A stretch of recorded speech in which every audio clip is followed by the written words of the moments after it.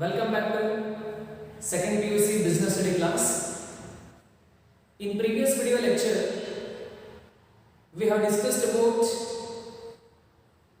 meaning and features of formal organization. Now, in this class, I will discuss about the advantages and also disadvantages of formal organisation. ಆತ್ಮೀಯ ವಿದ್ಯಾರ್ಥಿಗಳೇ, previous video lecture ಅಲ್ಲಿ ಔಪಚಾರಿಕ ಸಂಘಟನೆಯ ಅರ್ಥ ಮತ್ತು ಲಕ್ಷಣಗಳ ಕುರಿತಾಗಿ ಅಧ್ಯಯನವನ್ನು ಮಾಡಿದ್ವಿ. ಇಂದಿನ ಈ ತರಗತಿಯಲ್ಲಿ ಔಪಚಾರಿಕ ಸಂಘಟನೆಯ ಅನುಕೂಲತೆ ಮತ್ತು ಅನಾನುಕೂಲತೆಗಳ ಕುರಿತಾಗಿ ಅಧ್ಯಯನವನ್ನು ಮಾಡೋಣ.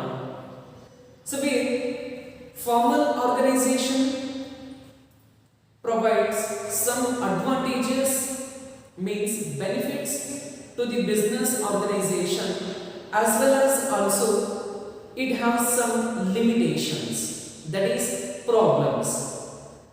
Now let us understand what are the advantages or the benefits of formal organization.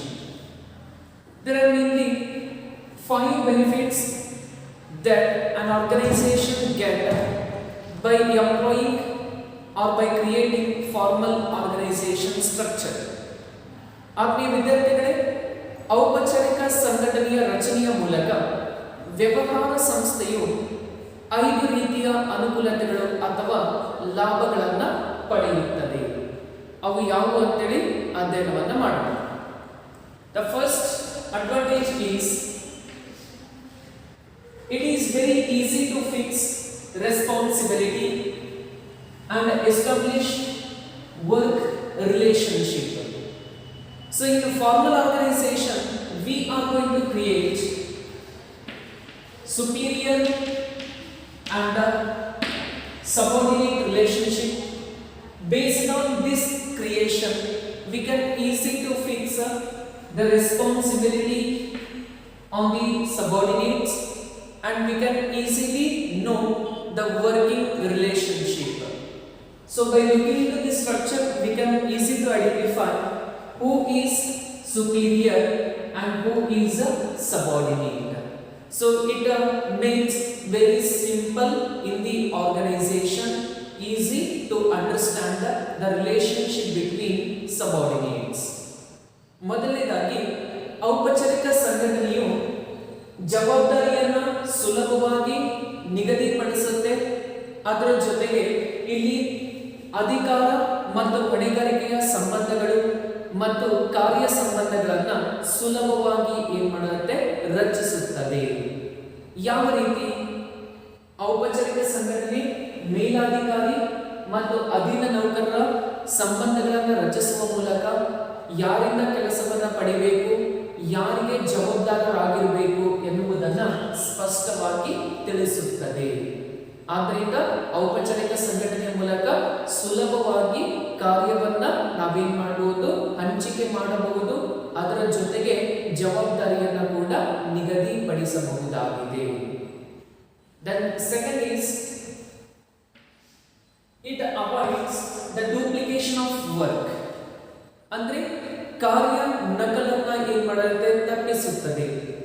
So because here the superior clearly specifies what is to be performed and who is going to perform the work. So by clearly stating all the duties and working relations, it avoids doing the same work by 2 or more persons in the organization. So therefore it avoids the duplication of work. So it means it ensures the single work is not performed by 2 persons. ಅಂದ್ರೆ ಕಾರ್ಯ ನಕಲನ್ನ ತಪ್ಪಿಸುತ್ತದೆ ಅಂತ ಕರೀತೀವಿ. ಯಾವ ರೀತಿ ಔಪಚಾರಿಕ ಸಂಘಟನೆ ಯಾರು ಏನು ಕೆಲಸ ಮಾಡಬೇಕು ಎನ್ನುವಂಥದ್ದನ್ನ ಸ್ಪಷ್ಟವಾಗಿ ತಿಳಿಸಿರುತ್ತೆ, ಯಾರು ಆ ಒಂದು ಕೆಲಸಕ್ಕೆ ಜವಾಬ್ದಾರರು ಎನ್ನುವುದನ್ನು ತಿಳಿಸಿರುತ್ತೆ. ಆದ್ದರಿಂದ ಒಂದು ನಿರ್ದಿಷ್ಟ ಕಾರ್ಯ ಕೆಲಸವನ್ನ ಒಬ್ಬರೇ ಮಾತ್ರ ಏನ್ ಮಾಡ್ತಾರೆ ನಿರ್ವಹಿಸುವುದರಿಂದ ಆ ಒಂದು ನಿರ್ದಿಷ್ಟ ಕೆಲಸ ಇಬ್ಬರು ಮಾಡುವುದನ್ನ ಏನ್ ಮಾಡುತ್ತೆ ತಪ್ಪಿಸುತ್ತದೆ. ಆದ್ರಿಂದ ಒಂದ್ ಕೆಲಸನ ಒಬ್ಬ ವ್ಯಕ್ತಿಗೆ ಕಂಪ್ಲೀಟ್ ಆಗಿ ನೀಡ್ತಾರೆ, ಅಲ್ಲಿ ಆ ಒಂದು ಕೆಲಸವನ್ನ ಪರಿಪೂರ್ಣಗೊಳಿಸುವ ಜವಾಬ್ದಾರಿ ಅವರದ್ದಾಗಿರುತ್ತೆ. ಆದ್ರಿಂದ ಕೆಲಸದ ದ್ವಿನಕಲು ಏನಾಗುತ್ತೆ ತಪ್ಪಿಸುತ್ತದೆ. Then third, unity of command is maintained through an established authority. What is unity of command? Already learned in second chapter. It is a principle given by who? Henry Fayol. Unity of command, what it says? There should be one superior for one individual worker or group of workers. They must receive order from one superior and they must responsible to complete or to report to the superior. So therefore, in formal organization also we can able to see one superior guiding one subordinate or one superior is guiding one group of workers. So where the group of workers are subordinate receiving order from one superior and so therefore they are going to report to the concerned superior. Therefore the superior is going to use his authority to guide, to instruct the subordinates to achieve the goals. Therefore in formal organization unity of command is maintained through established authority. ಮೂರನೇದಾಗಿ ಈ ಒಂದು ಆದೇಶವನ್ನು ನೀಡುವ ಹಕ್ಕು ಅಥವಾ ಏಕರೂಪ ಆಜ್ಞೆ ಅಂತೇಳಿ ಕರೆಯಲಾಗುತ್ತೆ. ಏಕರೂಪ ಆಜ್ಞೆಯ ತತ್ವವನ್ನ ಇಲ್ಲಿ ಪಾಲಿಸಲಾಗುತ್ತದೆ. ಏಕರೂಪ ಆಜ್ಞೆ ಅಂತಂದ್ರೆ ಒಬ್ಬ ನೌಕರನಿಗೆ ಅಥವಾ ಒಂದು ಗುಂಪಿನ ನೌಕರರಿಗೆ ಒಬ್ಬ ಮೇಲಾಧಿಕಾರಿ ಇರಬೇಕು, ಅವರಿಂದ ಮಾತ್ರ ಕೆಲಸದ ಆದೇಶವನ್ನು ಪಡೆದು ಕೆಲಸದ ಪರಿಪೂರ್ಣಗೊಳಿಸಿದ ಮಾಹಿತಿಯನ್ನ ಅಥವಾ ವರದಿಯನ್ನ ಮೇಲಾಧಿಕಾರಿಗೆ ಸಲ್ಲಿಸಬೇಕು ಅಂತ ಹೇಳುತ್ತೆ. ಹೌದಾ? ಸೊ ಈ ಒಂದು ಔಪಚಾರಿಕ ಸಂಘಟನೆಯಲ್ಲಿ ಕೂಡ ಒಬ್ಬ ಮೇಲಾಧಿಕಾರಿ ಇರ್ತಾರೆ, ಅವರ ಒಂದು ಅಧಿಕಾರ ಬಲದಿಂದ ನೌಕರರನ್ನ ಪ್ರೇರೇಪಿಸಿ ಕಾರ್ಯವನ್ನ ನಿಗದಿಪಡಿಸಿ ಕೆಲಸವನ್ನ ಪಡೆದು ಗುರಿಗಳನ್ನ ಸಾಧಿಸುವಂತೆ ನೋಡ್ಕೋತಾರೆ. ಇದು ಮೂರನೇ ಅನುಕೂಲತೆ. And fourth, easy way to achieve organizational goals. Yes, formal organization is one of the easiest way to achieve organizational goals. How? Because the formal organization give more importance for work rather than personal relationship.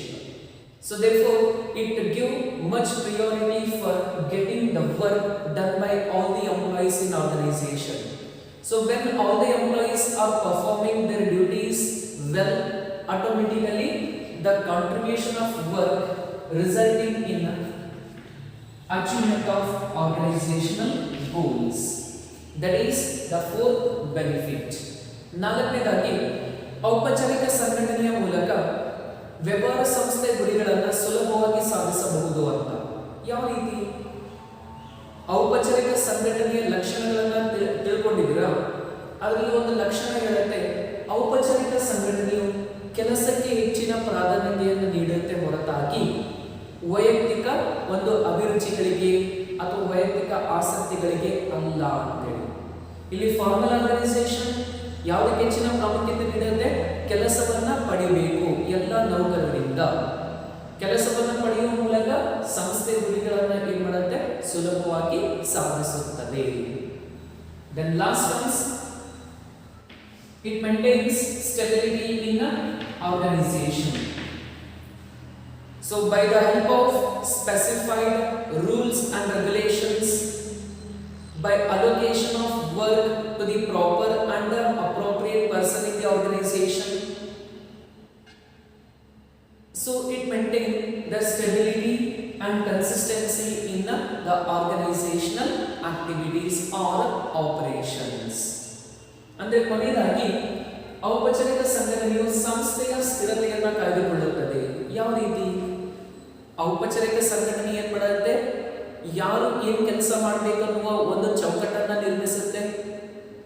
ಔಪಚಾರಿಕ ಸಂಘಟನೆಯ ಮೂಲಕ ಯಾವ ರೀತಿಯ ನೀತಿ ಮತ್ತು ನಿಯಮಗಳನ್ನು ಪಾಲಿಸಬೇಕು ಎನ್ನುವಂತಹ ಮಾಹಿತಿಯನ್ನು ನೌಕರರಿಗೆ ತಿಳಿಸುತ್ತೆ.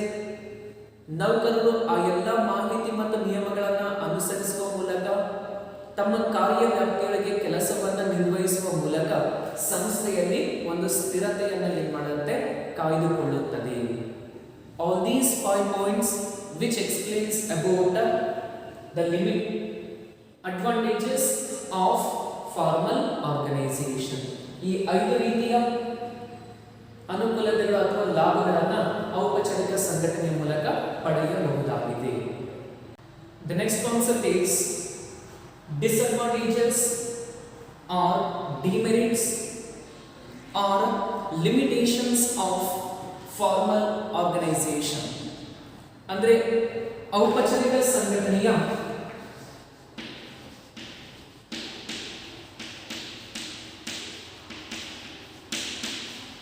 ಅನಾನುಕೂಲತೆಗಳು ಅಂತ ಕರಿತೀವಿ, ಅಥವಾ ಮಿತಿಗಳು ಅಂತ ಕೂಡ ಕರೆಯಲಾಗುತ್ತೆ, ಅಥವಾ ಅನೌಪಚಾರಿಕ ಸಂಘಟನೆಯ ಸಮಸ್ಯೆಗಳು ಏನು ಅನ್ನೋದ್ರ ಕುರಿತಾಗಿ ತಿಳಿದುಕೊಳ್ಳೋಣ.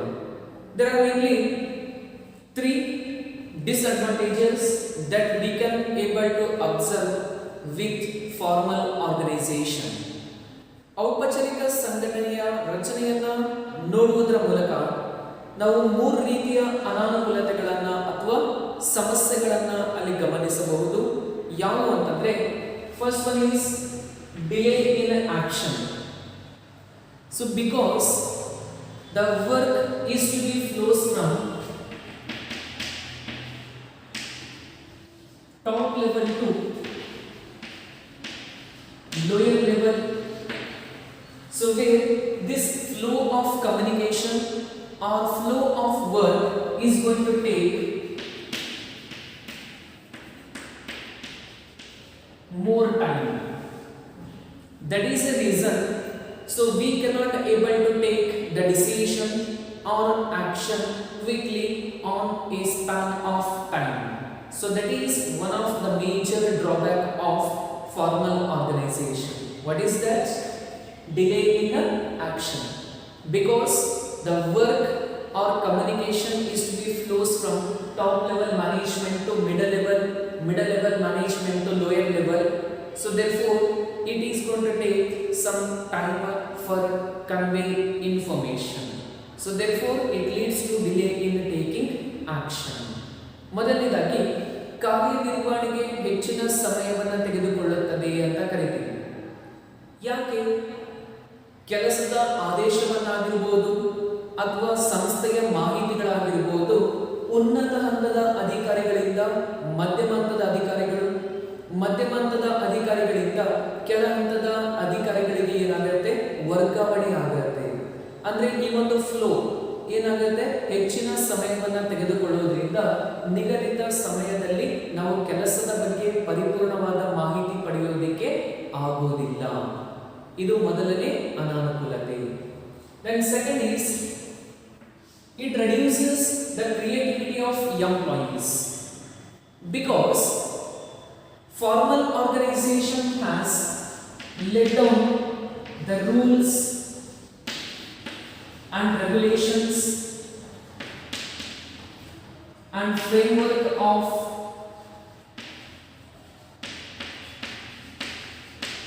activities to be followed by employees, where the binding of the rules and regulation, working of all the employees within the scope limited by the management, that reduces the initiative of the employees. So when they are not provided with the freedom to take the decision, during that time they cannot able to create their new ways, they cannot able to suggest the new ideas for improvement and development. That reduces the creativity of employees. ಎರಡನೇದಾಗಿ ನೌಕರರ ಸೃಜನಶೀಲತೆಯನ್ನು ಕಡಿಮೆಗೊಳಿಸುತ್ತದೆ. ಯಾಕೆ? ಔಪಚಾರಿಕ ಸಂಘಟನೆಯಲ್ಲಿ ನಿರ್ವಾಹಕ ಅಥವಾ management ಏನ್ ಹೇಳುತ್ತೆ, ಆ ರೂಲ್ಸ್ ಅಂಡ್ ರೆಗ್ಯುಲೇಷನ್ಸ್ ನಿಯಮಗಳನ್ನ ಪಾಲಿಸಬೇಕಾಗತ್ತೆ. ಅವರೇನ್ ಕಾರ್ಯವ್ಯಾಪ್ತಿಯನ್ನ ನಿರ್ಧರಿಸಿರ್ತಾರೆ ಆ ಕಾರ್ಯವ್ಯಾಪ್ತಿಯ ಒಳಗಡೆ ಕೆಲಸ ಮಾಡಬೇಕಾಗತ್ತೆ. ಅಂದ್ರೆ ನೌಕರ ಸ್ವಯಂ ಪ್ರೇರಿತರಾಗಿ ಯಾವುದೇ ನಿರ್ಣಯ ತೆಗೆದುಕೊಳ್ಳುವ ಸ್ವತಂತ್ರತೆ ಇರುವುದಿಲ್ಲ. ಅಂತ ಸಂದರ್ಭದಲ್ಲಿ ಅವರ ಹತ್ರ ಏನಾದರೂ ಹೊಸತನ ಅಥವಾ ಹೊಸದಾದ ಕಲ್ಪನೆಗಳಿದ್ರೂ ಕೂಡ ಮ್ಯಾನೇಜ್ಮೆಂಟ್ ಅಥವಾ ನಿರ್ವಹಣೆಗೆ ತಿಳಿಸಲಿಕ್ಕೆ ಸಾಧ್ಯ ಆಗುವುದಿಲ್ಲ. ಇದು ಎರಡನೇ ಸಮಸ್ಯೆ. Then third is it gives more emphasis on structure and work. So here sometimes the structure, understanding of the structure of an organization becomes difficult. If the organization has simple organization structure, that is easy to understand.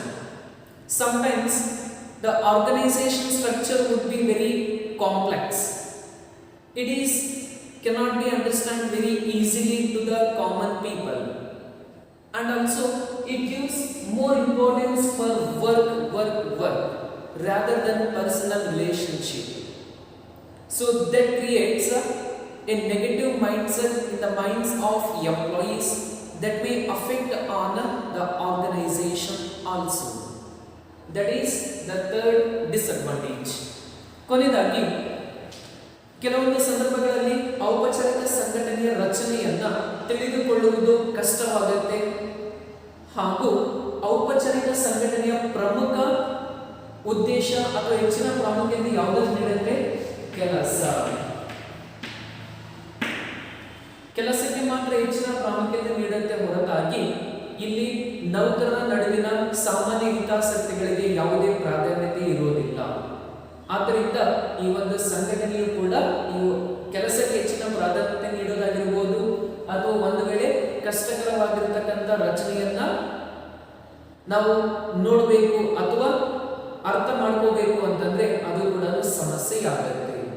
Obviously about the disadvantages of formal organization. ಇವು ಮೂರು ಏನು ಅಂತಂದ್ರೆ ಔಪಚಾರಿಕ ಸಂಘಟನೆಯ ಅನಾನುಕೂಲತೆಗಳು ಆಗಿದ್ದಾವೆ.